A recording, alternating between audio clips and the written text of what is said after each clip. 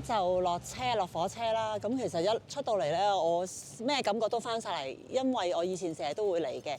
咁同埋我真係覺得呢度呢，你沿途差唔多到 Bath 嘅時候呢，係嗰個風景係完全好唔同啦，即係好多綠色嘅草地啊，好多好似啲細屋咁樣。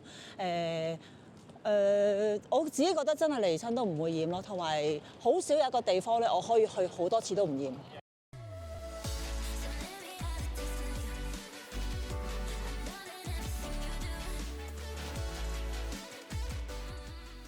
今日我由倫敦出發，搭火車去一個超靚又有歷史嘅地方 Bath。想慢活 hea 一日，呢度就啱晒你啦。由倫敦 Paddington 出發，搭火車去 Bath，大約都係個半鐘到。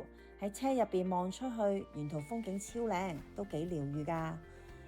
其實喺 London 去 Bath 每個鐘都會有2班嘅火車，由朝頭早5點幾去到夜晚11點幾。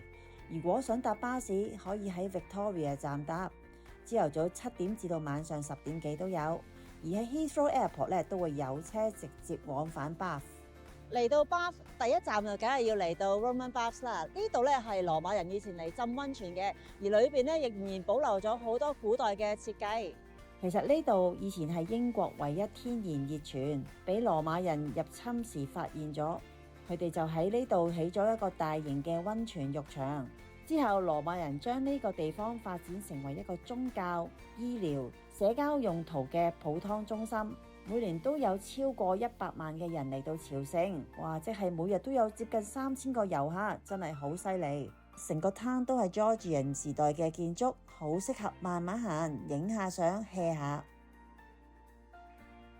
成條街嘅建築真係好 classic， 啱晒嚟打卡。而且街道兩旁咧好多嘅小店啦，你可以揾到一啲咧小工藝品啦，或者一啲嘅香薰蠟燭。呢一間咧就係喺 Bath 最出名嘅一間餐廳同埋 museum。每一個遊客嚟到咧都必定會嚟到呢度。佢其實有個故事嘅喎，喺1680年嘅時候，有一個女仔 Shilong Shuiyan 因為逃離而嚟到 Bath， 而且喺一間麵包店工作。但係因為咧好掛住屋企嘅食物，就開始整咗佢嘅家鄉麵包。而因為啲人唔識讀佢個名，好似我咁，所以就將佢改成叫做 Sally Lunn。呢度長期都有好多遊客聞名而嚟，排晒大隊。唔想排長龍咧，就最好避開一啲嘅 peak hour。其實當我知道咧要嚟 Bath 啦，我第一時間上網 check 下咧呢一間餐廳仲喺咪度，因為我 Covid 之前咧嚟親 Bath 咧都會食呢一間餐廳嘅。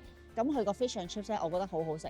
因為我喺 London 咧，我以為入是但一間食 fish and chips 啦都係好食嘅，但係原來唔係咯。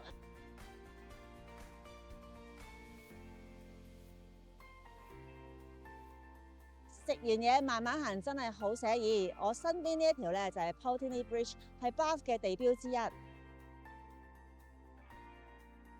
最特別就係全世界得4條橋上邊係有店鋪，呢條就係其中一條，真係好少地方會有咁嘅設計。呢條橋係1774年由建築師 Robert Adam 建造嘅，係少數兩邊都有商店嘅橋。橋上邊有唔同嘅小工藝商店，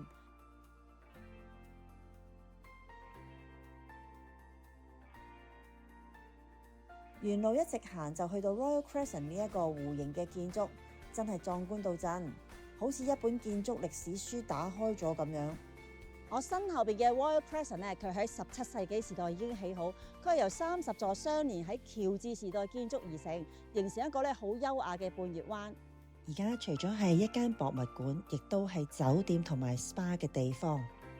Bath 可以話係英國其中一個一定要去嘅地方，景點集中，又多餐廳 cafes。我見到有好多唔同國家嘅菜式，可能要喺度住1個月先可以試晒咁多間餐廳。Bath 有一個特色，就係住呢度嘅人呢，好中意行路。有統計顯示，住 Bath 居民嘅車96% 時間都係停泊喺佢哋自己嘅車位，好少會用。因為呢度太方便，就算唔住近市中心，輕輕鬆鬆行半個鐘都唔會覺得好遠。我覺得如果地方靚呢，行多啲真係冇所謂，係一種減壓同埋好 relax。Bath 除咗有靚到好似一幅畫嘅運河，仲有好多綠油油嘅公園，例如 Royal Parade Park、Parade Garden、去 Alexandra Park 仲可以望到整個嘅 Bath City， 真係好壯觀。呢度咁有歷史氣氛，當然都有唔少嘅 museums， 能夠提供多元化嘅文化體驗，吸引更多嘅遊客同埋文化愛好者。除咗公園 ，Bath 附近都有好多嘅 golf 場，其中建於喺1880年嘅 Bath Golf Club 係英格蘭歷史最悠久、品質最高嘅高爾夫球場，憑住引人入勝嘅球場同埋壯麗嘅景色，迅速贏咗並保持熱情好客嘅聲譽。喺 Bath 遊走，真係會見到好多人帶住佢哋啲狗狗散步，又有好多家庭同埋小朋友。喺呢度除咗多公園，仲有好多俾小朋友玩嘅嘢，就好似由一座 Grade 2 listing 改建成為嘅 The Egg Theatre， 係俾一啲小朋友同埋青少年嚟現場睇下話劇。另外 Bath Rocks 都會定期搞啲唔同嘅活動 ，click 入去佢哋嘅 website， 有畫畫、手工藝、參觀農場，好多活動仲係免費，唔知仲以為去咗旅行社嘅 website。如果想騎馬，可以去 Wellow Horse Livery Centre， 除咗騎馬，仲可以養一隻馬喺呢度。佢哋會好好幫你照顧住，真係幾開心。如果小朋友中意 outdoor 嘅活動，喺 Bath 可以揾到玩 cricket、hockey、tennis、水上活動，例如帆船、獨木舟同埋一啲嘅槳板運動 canoeing and paddle boarding 等等。喺 Bath 有好多好嘅學校，尤其係 independent school， 所以深受本地家庭嘅歡迎。而 University of Bath 更被 Guardian University Guide 2025評為英國最佳嘅大學第7位。建築、運動科學、商業研究、土木工程、犯罪學、心理學均屬英國最佳首5位。根據 University of Bath 嘅報告，佢哋嘅畢業生當中，92% 喺畢業15個月之後都會揾到一啲高技能嘅工作。喺 Bath 除咗多餐廳、商店、好嘅學校，連醫療配套都好全面。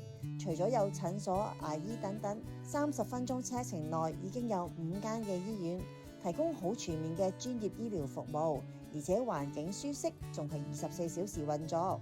就咁行行企企，影下相飲杯嘢，一日就過咗啦。Bath 雖然細細地，但反而咧我自己就好中意啦。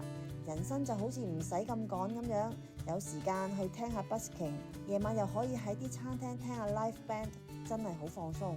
唔怪之得每年 Bath 都可以吸引咁多人嚟，因為呢度真係好舒服，可以釋放咗一啲嘅壓力，人都開心晒。啱啱喺 High Street 行過嚟咧，我就俾呢條咁靚嘅河吸引咗啦。咦，我見到有個大嘅 project 喎。如果想知道嚟緊會有啲咩新嘅項目供應，請留意我下一個嘅 video。 To buy or not to buy non-local off-plan properties, assess the risks before you buy. 境外樓花買唔買，計過風險先好買。